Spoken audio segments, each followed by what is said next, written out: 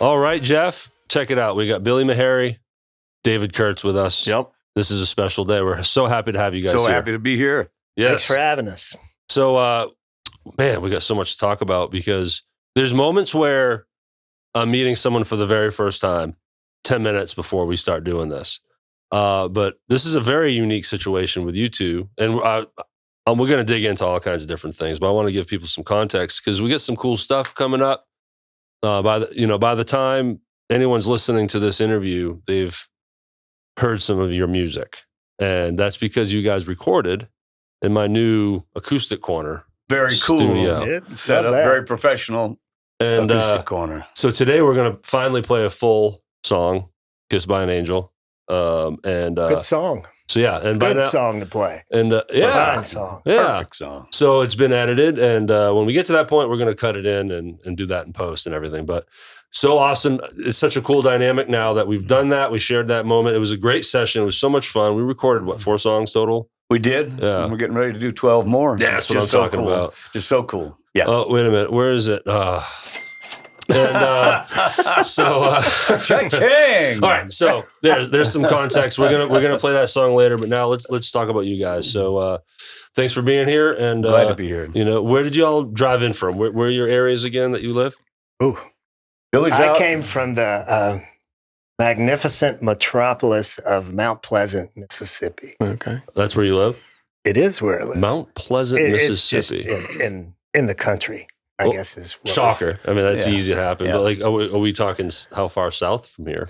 It is way more east of here. If you think Memphis, Mm-hmm.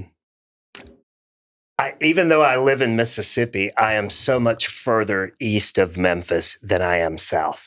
Mm-hmm. Out like South of Fayette County. sort of like South Corinth, of Fayette out County. that way. Goodman if Road East. People drive to Pickwick, Okay. out 72. Yeah. That's what I'm Iuka, talking about. Iuka, Mississippi, right? Isn't that where Pickwick is? I don't know why I'm so... Pickwick is in Tennessee. I just looked over at Jeff, and he's looking at me like, dude. I'm not saying a word. All right, so No, it's Tennessee. all good. Yeah, in the okay. country. I'm in Olive Branch. Yeah, Easy. he's right I'm in around the the corner heart. from me. Yeah. And Uh-huh. he's right down the street from my farm. Okay, good. Yeah. So, yeah. There you go. Lots Got of a lot in farms. common. All right. Lots of horses. So Yeah. now I'm 5 minutes from here. So Yeah. thank you for being here. We are so honored to be here. Thank you all for what Thanks you for guys are having doing us. for Memphis music. Oh, sure. Greatly appreciated by everybody that's been here. Especially as songwriters. You know, Yeah. thanks for Yes. playing a song, and Yes. talking to us about Well, that about was our one of the songs. first things that Derek said when we started this was that he noticed such a need for original artists in this area to be able to get their word out. That's right. We love cover bands. We've been in them. That's all I know. That's what as we've far done. as being a working musician. Yeah. That's all, and I'm fine with that. Yeah. I'm not a writer, Yeah. We've but done it. but I'm fascinated. We've done plenty of. I've played Yeah. many a cover song. Yeah. Yeah. But the original stuff here in Memphis is really good. We've got to put a fire under it. Yeah, We've got to we're- get it out. We're Gotta get it learning out. more and more every day about the original Yeah. music. And what's always demoralizing to me is I'll see a friend on Facebook or someone like yourselves singing your ass off, original music, acoustic, and you can hear the chatter over the singing. Yeah. And then no one claps in between songs. Like they don't even remember you're there. And it's just like, That's right. man, it's hard to get captivated audience, isn't it? Do you Yeah, guys, if you don't it have is. a couple 4,000 watts of PA system and Yeah. blasting it out, you will hear all that stuff. they have It's no tough. choice. That's Yeah. right. That's right. And, But an opportunity to play your songs is an opportunity to play your songs. If there's chatter, but you kind of connect with one person, Yeah. it's still a cool thing. Still playing your There, originals. there. I'm not going to mention his name. There's one Memphis musician. Tim Dills. No, but we'll go with that. I don't know why, Tim. Sorry. I'm on your side. I don't need to be picking. Anyways, go But ahead. there's one particular Memphis musician who I am fond of. Great songwriter, and he will stop. He will stop and stare someone down until they stop talking. I can tell you who it is, but I won't. I know you can. I know Well, my wife and I love to I go need to see him. learn Yeah. about this off the air because I don't want to make that mistake. Yeah, but we're going to tell you about all the people that we've worked with and recorded with Yeah, and well, been around. And you know, so there's so much. Billy and I have been together for 41 years. All right, let's start there. How'd y'all meet? Whoa. So I came 41 across the years. bridge in 1981. I had a song playing on the radio in Chicago with the band called The Shades, and it was called Saturday Night. We And played that song. We sure did. And I was offered a job in Memphis from Chicago, and I transferred here in 1981. And I put together a band called The Next, and David Haynes, who you talked to Josh Haynes about, who plays with Area his 51, father, was yeah. the first. He was the first keyboard player in my first band in Memphis. Awesome. And What year from- was Josh born? Was this even Oh, before this was, Josh? pre-Josh, yeah. Josh wasn't born yet. Yeah, Josh. Is it yeah. cool to drink? Absolutely. Yeah, Absolutely. Absolutely. Got a bottle over As here. long as it's not Pepsi, you got to get out of here. It if is you like not. Pepsi. right. Green tea. So, at any rate, I had that band, and we did a job at the Highland Station, off of Highland, obviously. And The band was The White Next, Kid, right? The Next, yeah. And White Kid Leather was playing the same venue that we were. And The Next opened up for White Kid Leather, and I watched their show, and they watched my show. And after the show, they were like, let's get together. I remember that. Yeah, It let's was get together and- It was Highlands. I thought it was a Boxcar Eddie's. It's right there on Highland. I'm not sure, Billy. I think it was Boxcar Eddie's and became Highlands. Anyway, same Yeah, place. so it went from White Kid Leather, what it was back then. In It the was old an days. old adult movie theater on the Highland Strip near the University of Memphis. Nice. And Yeah. it ended up converting to put a stage where the screen was. Yeah. And we played there. That's Oh, how we got. That's how we got hooked up. And for me, it was an outlet for me because I was just when I crossed the bridge, it was like my writing of my original music, just kind of just like water on a seed. Now you're in Just- Memphis, just- right? Now, That's right. yeah, That's right. And that's why I came to Memphis. I was like, Music's- the music history here is so Yeah. strong, so great, and it's going to be good for me in so many ways. Not only did I had a job when I came here, but I started writing. And I was writing my ass off. And At that time, I was 1 year out of high school. So White Kid Leather was, when you're in high school, we certainly played in bands, but White Kid Leather was the first band that I played in that played clubs in town. And when we First met- working band. So I was right out of high school, but we wrote, it was a cover band, but we wrote songs. We played our own songs, but we had more cover songs than we had our songs. So Sure. it was, and I think that's what the interest was. Even the Beatles did that. Yeah, I mean, let's be absolutely. Metallica. They all did that. Yeah. But I think that's what the interest was. That gave me an outlet for my songs, playing with that band, and just because I had songs I brought with me from Chicago, but what I started writing here was a little bit heavier and a little edgier, and it all fit in with what White Kid was playing, and it worked out to be a great combination. And Billy and I started writing songs together, and we're still doing it. That was at the least venues- 40 years ago. The venues were friendlier Yes, in the 80s for original artists, weren't they? yes. It was. One of the venues that I have to mention was Club Television. Absolutely. 380 Beale. Absolutely. And so we were like, playing there almost every weekend. Wow. And We could do who played a there during the week? show on stories from there. Yeah. But we better not. But who played at that club like during the week? Very famous Memphis musician. From the Barcays. Ben Cawley. Ben Cawley. Ben Played Cawley. up in the lobby. So here, just played in a- up in the lobby. Yeah. And no, we did. We knew. Soul I think the Survivor. majority of people coming in there had no idea who it was. Yeah. Right. Sole survivor of the Barcays Yeah, plane here's crash. this old guy up Otis here playing a Redding. saxophone, Yeah.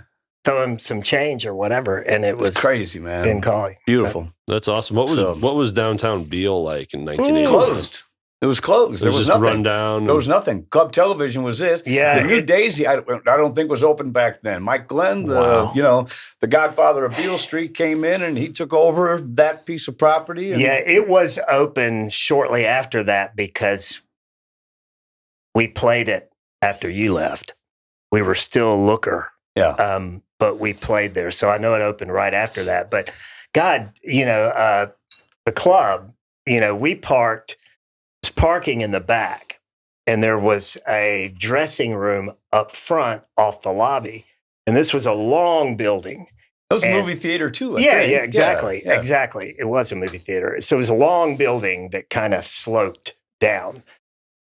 And, it was hair band, whatever was happening. And Of course it was. It was Memphis original music. So it was Memphis original. There were these lovely girls that would come to all the shows that were part of a big group that we hung around with, and they did hair and they did makeup and, so we would go out this side door, walk all the way outside the building and turn and come in the back door. So we didn't have to walk all the way down through the crowd. It was just a cool thing. And that's the police department next door to it now. Yeah. Exactly. Now, it wasn't then, but I remember walking the long side of the building and turning the corner. And I had ridden there with David Wade. He was the keyboard player. And I remember, and he had a brand new Z28, I think, Camaro, brand new car. You familiar, Jeff?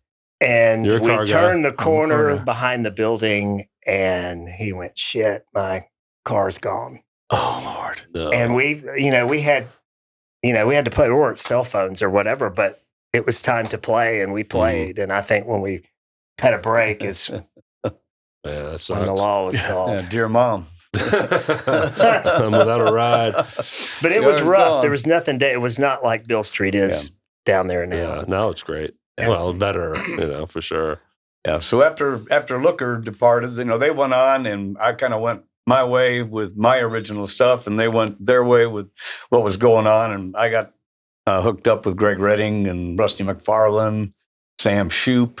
Well, we actually hooked up. We recorded with them as at Rusty's house. What was the name of that band, David? That was just David Kurtz Band at that time. Gotcha. Just recording and writing.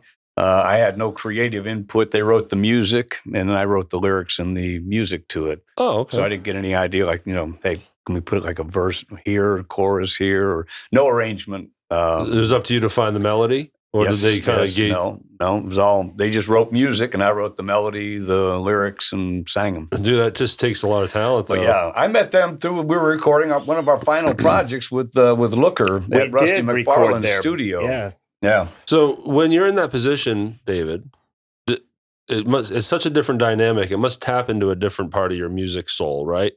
Because it's not all coming from you and your heart.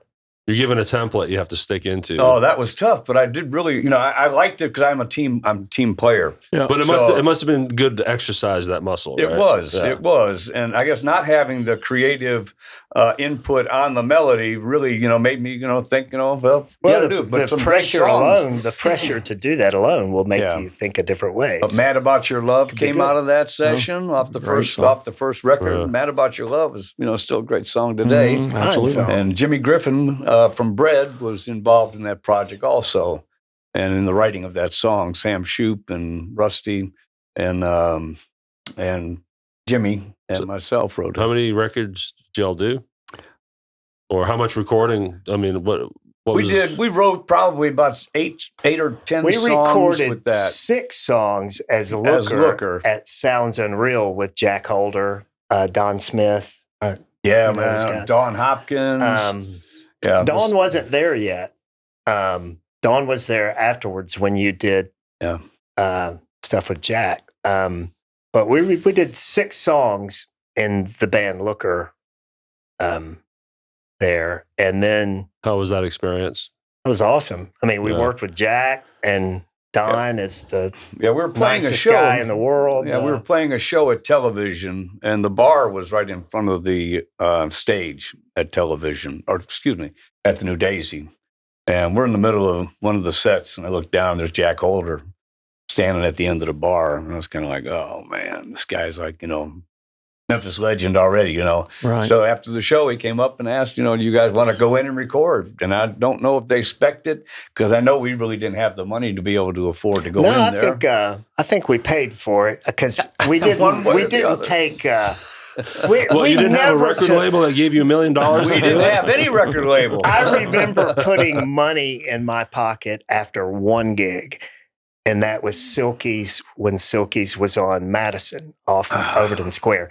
And that was a lot of money. David was just giving us cash at the end of it. It was an awesome gig. Until we had Jim Baker as our manager. Remember that? Yeah, but it was like the whole bus thing. We didn't get paid, but it paid for a damn tour bus that, was so luxurious and everything you could dream of. But I never remember getting paid except for really that one gig. That's true. Yeah. I love. It's just fun. Money went to other things. I'm witnessing two friends kind of reminisce about stuff you haven't probably talked about in a while. We are leaving out. He knows. A lot of stuff. We're leaving. But at any rate, we've had the honor of playing and being around, some really great vibes. Sounds Unreal Studio. There's like a ghost of greatness. Incredible place. There's a ghost of greatness. That would be a great show. God, Don's in Missouri now, but the stuff that was recorded there in the 80s that is still played, you would know it. Yeah.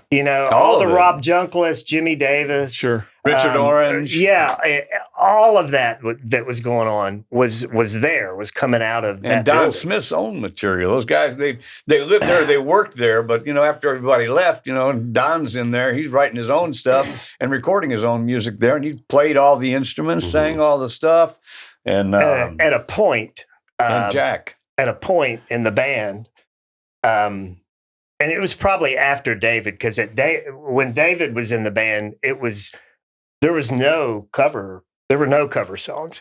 And, we wanted to make it to get a deal. Mm-hmm. So that's the way I thought at that age, even though I was in college the whole time. But there came a point after that when we became a cover band where, I thought, I need to get out. I need to finish school. Mm-hmm. And I have a recording engineering degree from Memphis. And I interned at Sounds Unreal with Don and Jack. I spent all night in Sounds Unreal with Al Green and Jack Holder. Hey, just us three all night. That must have been cool. I swear I watched Al Green, Jack, and I out the window, out the blinds. Yeah. Pour power steering fluid in a white Rolls Royce. Why did I think it was going to be vodka pouring it into right at Nelson and Nelson. I thought you were going to say he was drinking it. Like, he was hardcore. Yeah. Yeah, but that was a wonderful place. And a lot of magic. You guys there. could really do a show on stuff that was recorded there. Yeah. Well, and you guys have mentioned Jack Holder multiple times, and I didn't know Jack. I think I only saw Jack perform one time, and that was in the lineup when it first started early on. But that is probably somebody that we need to do an episode about in the future because that guy. There's not one guitar player in town that there's so many guitar players in town that Jack is like their mentor. Yeah. If you talk to me about guitar playing and influences, normally people, Jimmy Page, Keith Richards, whatever. Jack really, because I played. Yeah. We haven't gotten to it, but David did some stuff on his own and then put together a band to play it. And I played a lot of that guitar. Well, it was like a giant guitar lesson learning what Jack had played. Well, look, 52 episodes is our goal for a year, right? So in 10 years, it's over 500 interviews. And you're still not going to feel like touch the amount of people that could be on this podcast. It's just so endless. Yeah. The names and the people that you hear flying around through the city. Yeah. For years, all the way back into the 60s. And I wish I had a time machine and go hang out with Booker T and the MGs. I would love to hang and watch Donald Duck Dunn play when he was 20. Yeah. Oh, man. You know what I'm saying? Yes, sir. So one of the things we did have another honor of working with when we were doing, the David Kurtz show, we were playing Peabody Alley, and we had Butch Gibson playing saxophone. And Butch was the saxophone player for Sam the Sham and the Pharaohs. Nice. So you hear the sax on Wooly Bully. That was this guy. So I had a song called Warm Nights. And when we were in the studio recording, it's on my first record, Daydreamer. And when we were in the studio, Jack just says, I hear a saxophone. He goes in the back, pulls out a sax, tells Don Smith to cue it, blows the most beautiful saxophone you ever heard in your life. Hey, I produced a lot of jingles, commercial music, and I always worked with Don at that studio. And Jack played saxophone. We did something for a hair salon in like Ohio, and it was just moody. Suzanne sang it was just moody shit, but very cool. And Jack played a soprano. Yeah, I didn't even know he played like a brass clarinet. Oh, like Kenny G. And it was amazing, amazing. He could play anything. Amazing Hammond B3. You think of Jack as a guitarist, Yeah, right. But it was drums or a B3. What's interesting, sort of like the position you were in, David, where you had to write the lyrics and melodies to something that was pre-done. As a songwriter, to you, Billy, having to write a jingle. It's a whole nother or world. a commercial music bed or whatever. You're forced to kind of fit a template. Kind of what Absolutely. they want to do. You just have to think that way. So, did you find that? Was it enjoyable to kind of think outside the box and kind of challenge yourself? The creativity, absolutely enjoyable, even though you might be writing the whatever product or business you were writing for might require a certain kind of music that may not be what you normally would be thinking if you were just songwriting. But the creative challenge was totally enjoyable. And for some reason, I was good at it. Well, Barry Manilow made a fortune. Absolutely. Yeah. State Farm is there, and all it's endless. McDonald's. You deserve a break today. All of that. It's a special I talent. did a lot of that a while back. Because if you think about it, you need to fit like a full story and a really like well-rounded song and 20 seconds. Yeah, not even. State Farm is there. Right. That hook. That hook can live by itself. You got to have a hook, and then you got to think compressed time because you only have so many Sam seconds. Shoop was the master of writing did a lot jingles. around Okay, here. so he's like 15 seconds was a long time. So they called me the master of the 4-minute song. And Billy and I still today, when we write a song, 4 minutes. 4 minutes. And we play it again, we'll get it 4 minutes. David we play is another the time song. stickler. So David's Jack more so Holder time stickler. dubbed me the master of the 4-minute song. Right. And so Sam Shoop was like, how the hell do you do it? To me, 4 minutes is like 50 commercials. How do you keep things going about one topic for it's like 4 minutes? 8 different hooks. Yeah. That's another great podcast idea. We were talking about with Jimmy Falk, the 30-minute kiss. Well, we could have these guys come in and do a 30-minute original song. Whoa. Concept album. Yeah. Pink Don't Floyd promise anyone that. Just don't promise that. So we're going to bounce around present, past, and everything, but let's go present and let's talk about these buttons. Yep. So as John anyone can Kurtz. see, I'm wearing a button. John Kurtz is on Facebook. Where's your button, Jeff? Get you in the camera so Alex can Yeah, put you beautiful. in. These were sent directly to me from my brother for us for this day. Very So cool. anyone Thank you, John. anyone that's only listening, I got a red button that has a guy with 3 eyeballs Yeah. and some kind of fangs, They're all cats. like yellow fangs. They're all cat buttons. They're cats. Cat buttons. Yes. So is your brother a But cat fan? He's a cat fan. Yes, he is. And he also is a fantastic, unbelievable surrealistic artist out of Chicago. Awesome. Very, very renowned there as an artist. And of course, anybody that's got his stuff is all over the world. So he made this for this day. He made these for this day for us. They're Awesome. Proud to wear it. There's no two that are the same. And but this look him up on really Facebook, is John Kurtz. This is such a micro sample of the artist that he Oh, is he's because his phenomenal. paintings are like Yeah. collages of all these different images. You've have seen, to look. I've seen it, some. right? It's Yeah. just And they- phenomenal. But they're always in this color. It's acrylic on canvas. Okay. Well, doesn't take a rocket scientist to realize that you and your brother are creative. Creative. So yeah. He's my parents, idol. were you coming from a creative line of family? Well, there's 9 kids. John was the artist. You My father played were one of harmonica. 9. You're One of 9, yeah. wow. Yeah. Well, my father played harmonica. My mother sang. Anytime they all got together, they'd smoke and they'd drink and they'd sing. And my dad would play harmonica. Sounds So like that's where my musical kind of roots group. came from. And I have Yeah. older sisters that played all the 45s downstairs in the basement. I couldn't go down there, but I could sit on the steps and listen. My mom So- played BG 8 tracks. Nice. That was my upbringing. Nice. I wonder why I became a bass player. Yeah. Shocker, right? Yeah. Listening So to I all How's this your stuff. falsetto? You know, Some days. in my late 20s, I started losing it. Now I just, Dude, you never had it. no. Some days better than others. Yeah. So the new project, Billy and I at the end of the lineup project, which I definitely cheers want to out touch to- on that at some point. But okay. go ahead with this. At the end of the lineup project, we did "Good Things in Life" record with Steve Ingle. Yep. And Billy, myself, and Have Randy. you heard any of that, Derek? No. It's on iTunes. "Good Things in Life." The- David Kurtz. What you've heard of us playing, of Mhm. course, is acoustic. If you this record's it's really heavy. It's recorded at Arden's. It's heavier than you can And probably full band. imagine. Oh, yeah. us Oh, yeah. Who are sounding. some of the players? Well, we had Steve. Billy and myself. Steve Ingle played. James Flynn played bass. Tony played drums. Tony played drums. Tony Maharrey. Okay. He's been on the show Um, over here. Mhm. Oh, that's right. I just And also played in Looker. as we're recording this, I saw your brother play last night at Neil's. Yeah, Oh, I went, nice. I went How out was to, it? Oh, they're great. Yeah. I don't want to derail this, but yeah, your No, brother. it was a great band. your Great brother is an band. awesome drummer. He is a He's great drummer. Yeah. But so I didn't. This is about you guys today. Yeah. Tony already Okay. had his chance. That's did. right. He already He really came in did. here. He got Yeah. his 45 minutes.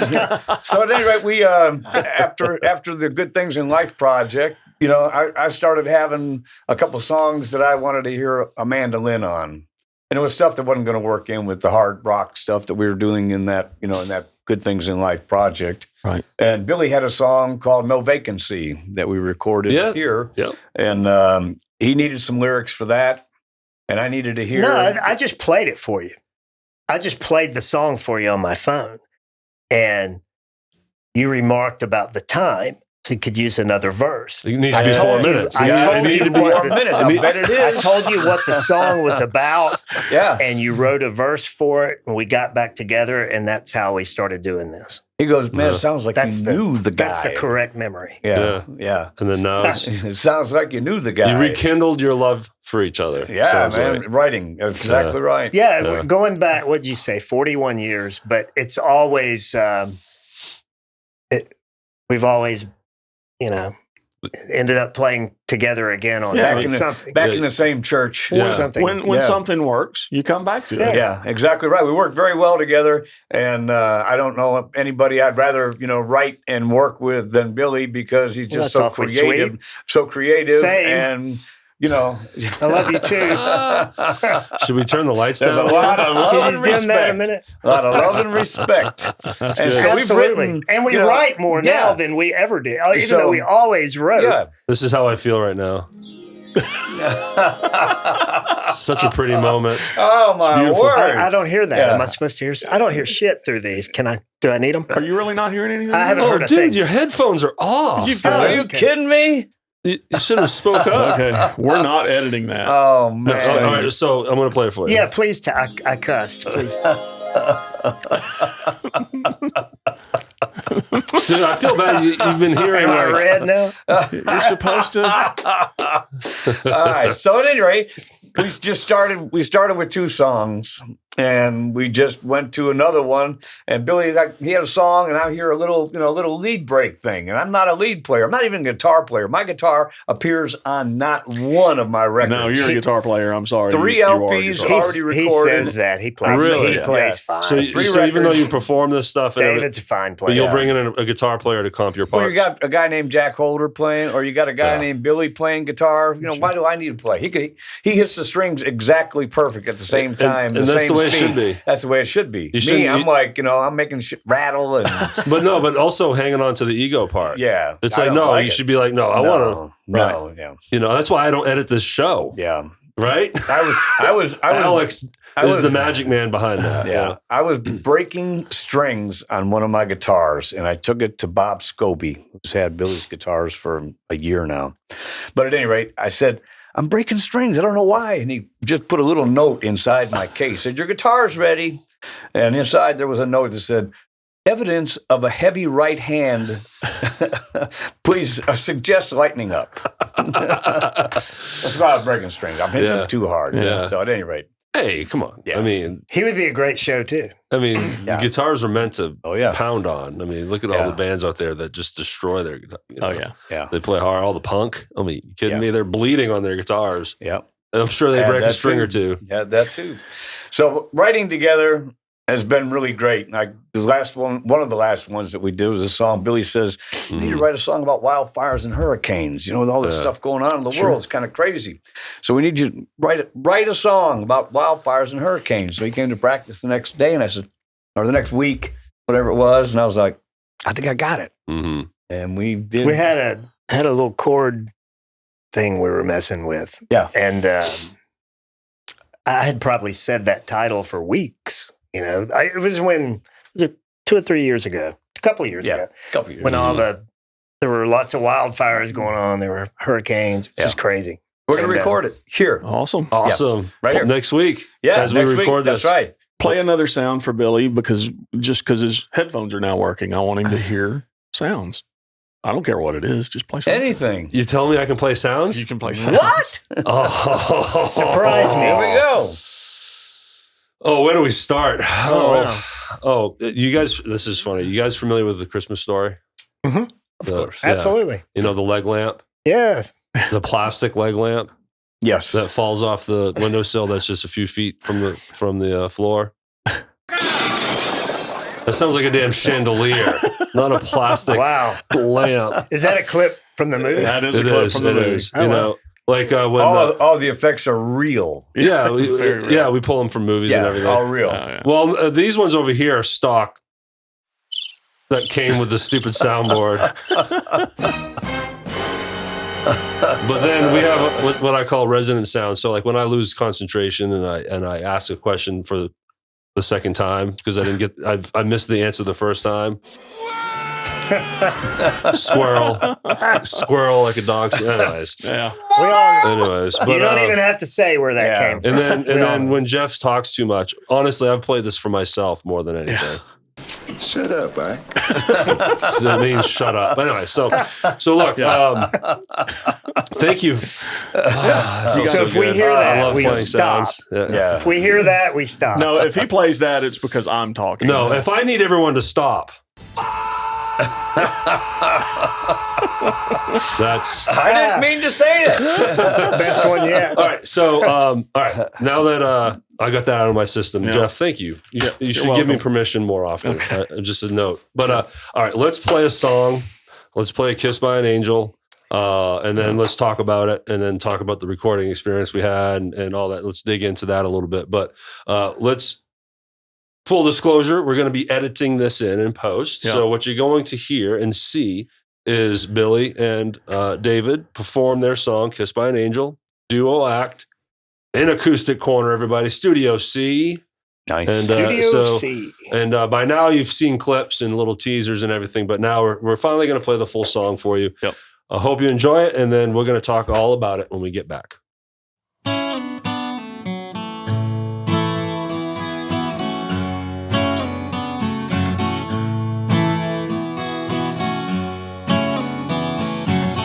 Kissed by an angel, kissed by an angel, a kiss on the cheek delivered to me, set off something inside, fuel the power I had to release. Could have happened at a better time. Could have happened at a better time. I was kissed by an angel. I know she knew the gift she was giving to me. Earthly angels doing heavenly deeds makes her more than an angel to me. More than an angel.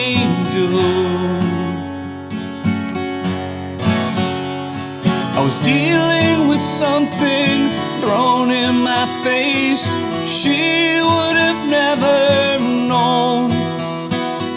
A kiss on my cheek was such a relief when a hard time would leave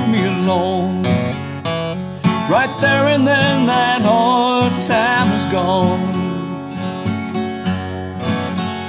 I was kissed by an angel. Kissed by an angel. I was kissed by an angel. Kissed by an angel. Kissed by an angel. Kissed by an angel. Yeah, kissed by an angel.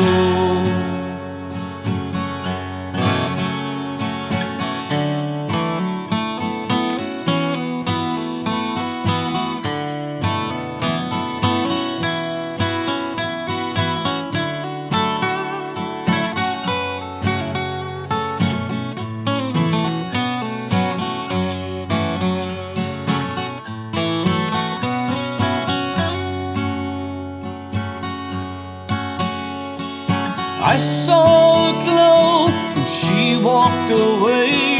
I felt I was standing tall.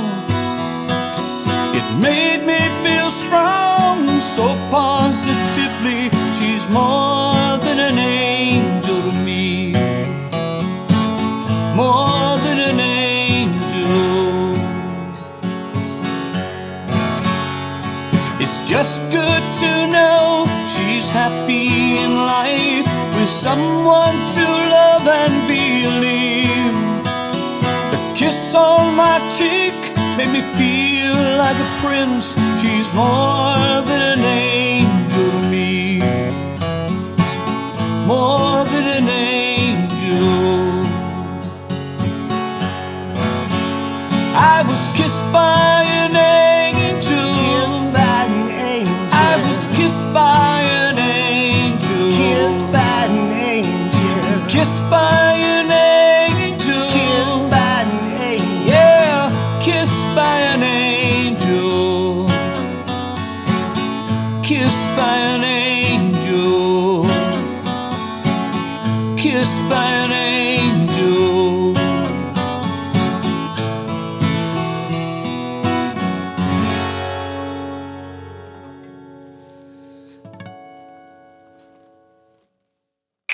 And we're back. Hey, Yeah, hey. that song kicked ass, man. Man, thank you so much. Thank you very much. That was a long 5 seconds.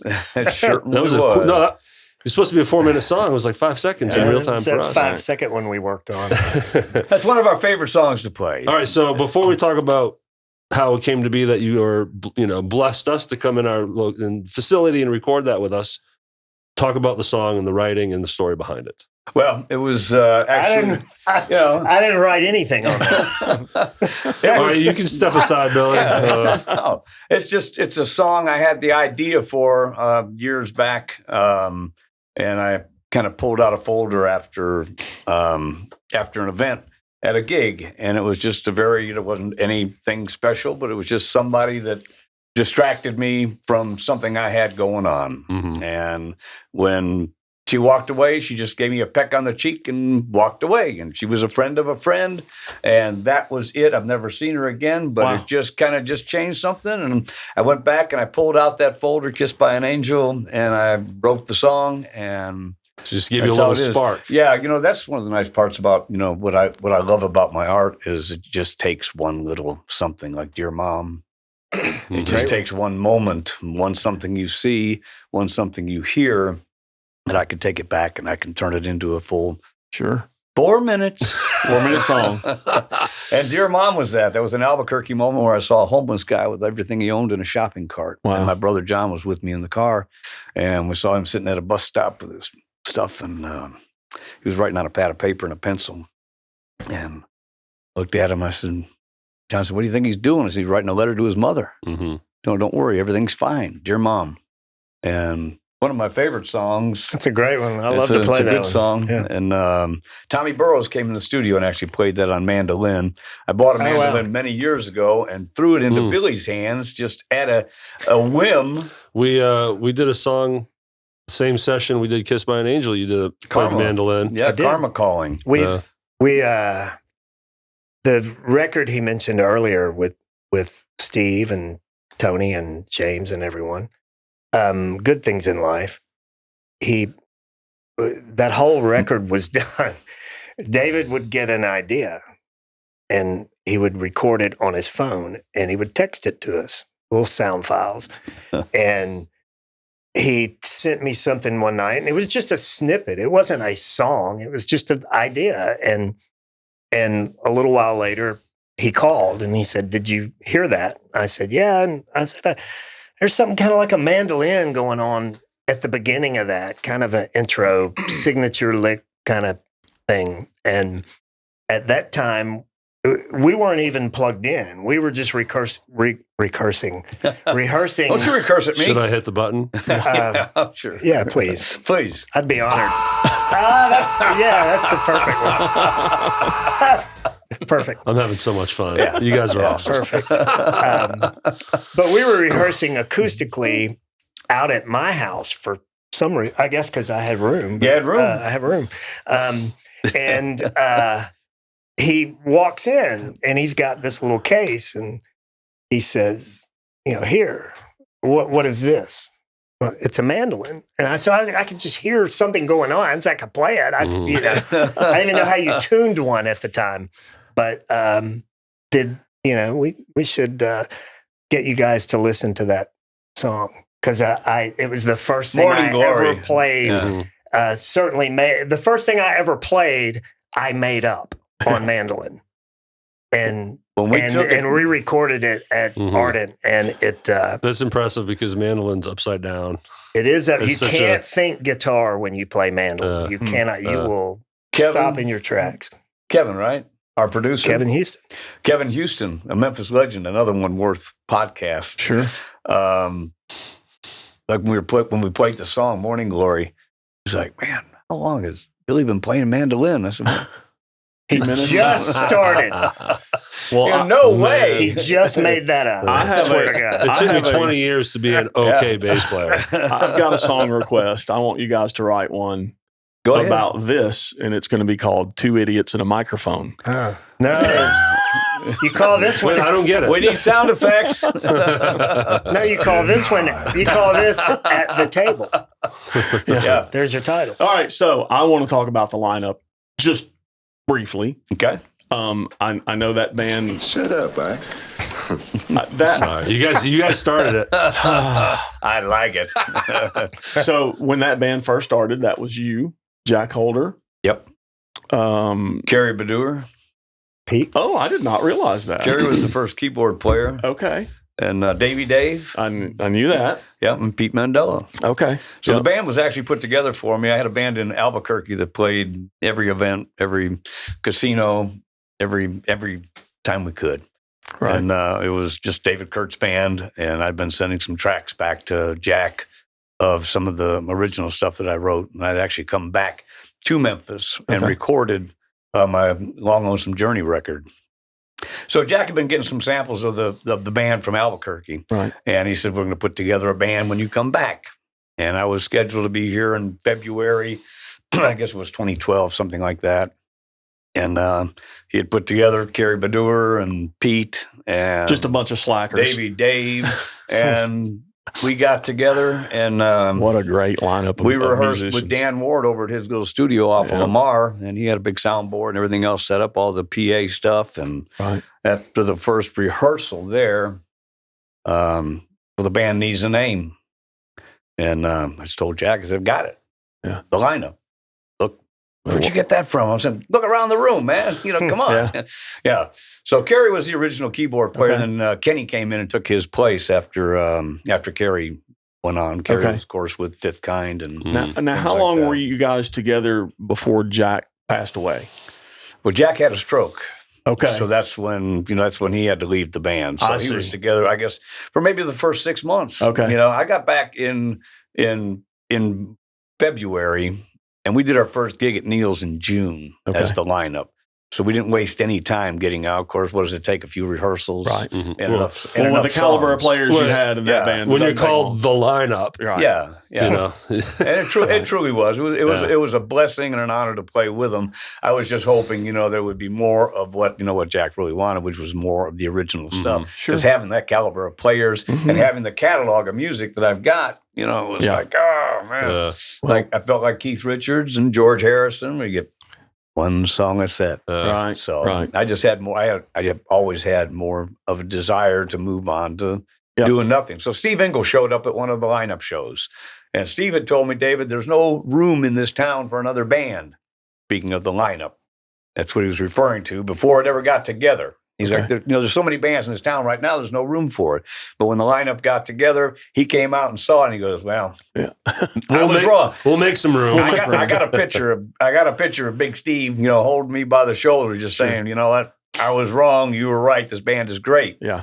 But the original stuff is what made it really powerful. Right. And it just wasn't enough of that. Understand. And then at what point did Josh Haynes? Oh, Josh took over right away. Josh took over. Like, we had gigs booked. Okay. And so, I got to hand this out to Josh. I mean, he's a prodigy. Yeah, no, he's next just level. Phenomenal. And, Steve and I played the first gig without Jack. yes. Okay. Steve and I, it was Olive Branch somewhere. At the Crossing, I think. And we played that because Steve Potts played drums that night. Ooh, you're talking about being somebody's going to There's your podcast. Steve Ingle, another good podcast. So far, we've booked 10 people today, Jeff. We could go on. Yeah. Steve Ingle just grabbed me and goes, David, the original stuff here that you guys are doing is the best part of the whole show. Yeah. I like doing the emulation of the cover stuff. Sure. I can do it. Sure. No matter who it is, what it is, I can do it. Yep. But doing my own stuff is it's fulfilling. I'm sure. That's your carbon footprint. Well, you guys garnered a heck of a following during Yes. that run. How long was that run? What are we talking? 4 years.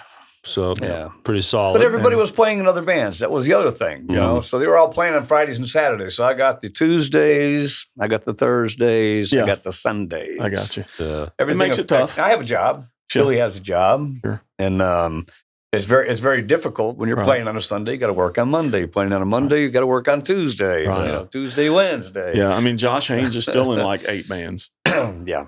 Yeah, along with Sean Few and Jimmy Falp and Just all of them. Yeah. Kidding, Josh. But just one more thing about Josh Haynes. I mean, there's nothing that guy can't play. Yeah. Well, There's look, nothing he can't play. again, as we're recording this, I went out last night. Went to Neil's. That's when I saw Amber and your brother. And then from there, I went to Lafayette's to finally see 6 Feet Thunder full blast.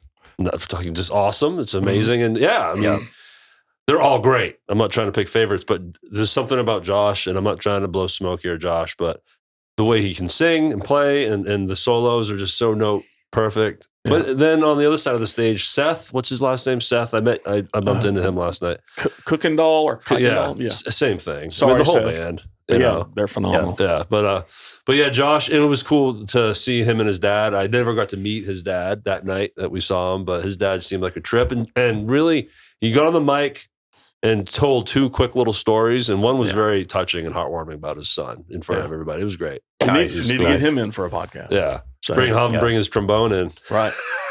Blow those microphones off.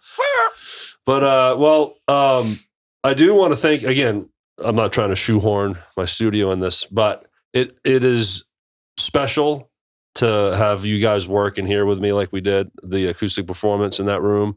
I'm big on firsts. I'm sentimental that way.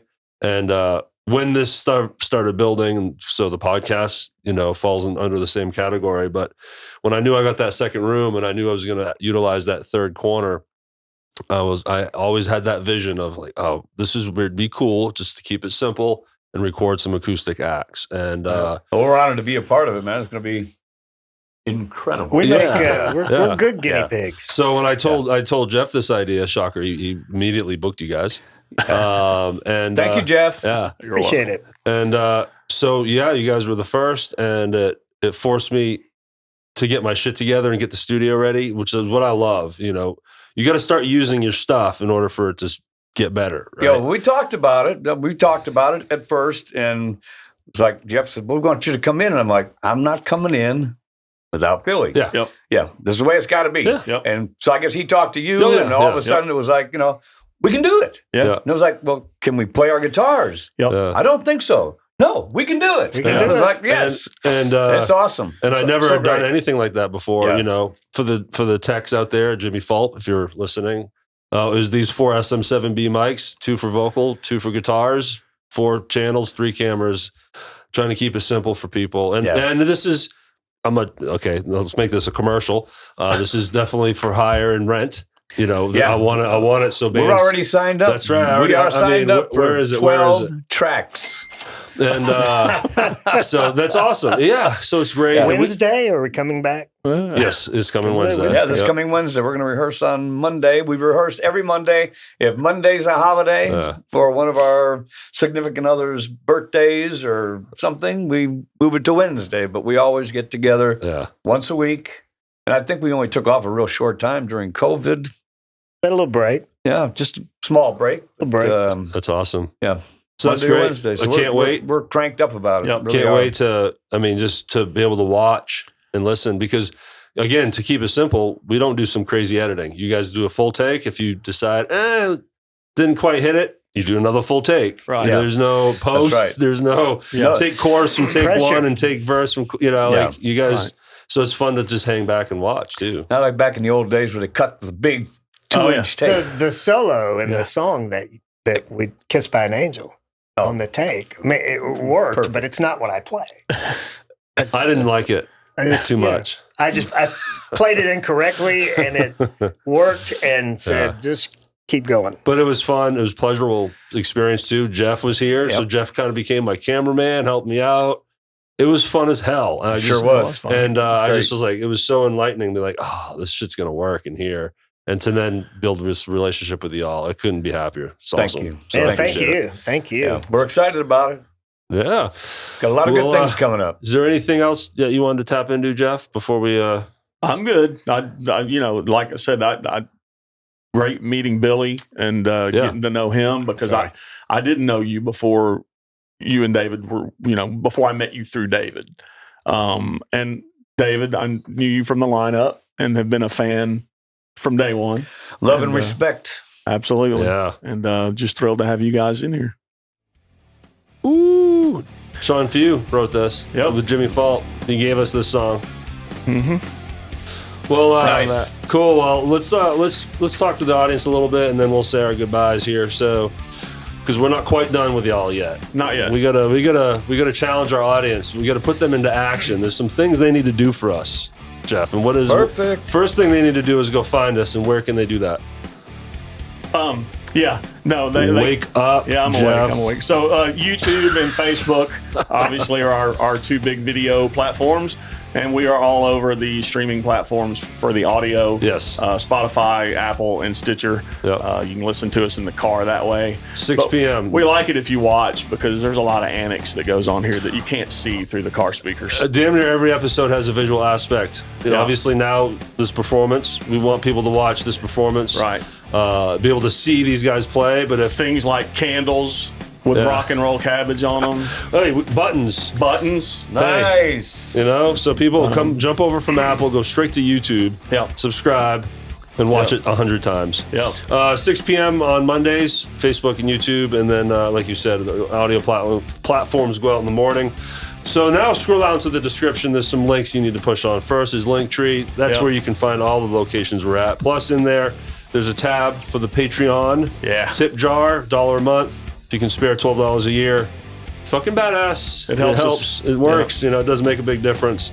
And, this is powered by Shelby Row Productions and SRP Studios. If you want to check it out, go to ShelbyRowProductions.com. Guys, this was fun. We're going to do this again. Are you able to hear the music? I am hearing it loud and clear. Awesome. Poor guy.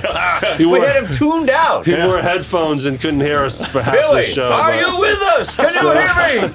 Can you hear the words? All good. Billy Maharrey, David Kurtz, that's Jeff. Honored. That's Derek. All right, y'all. Have a great night. Thank you. Thank you. See you.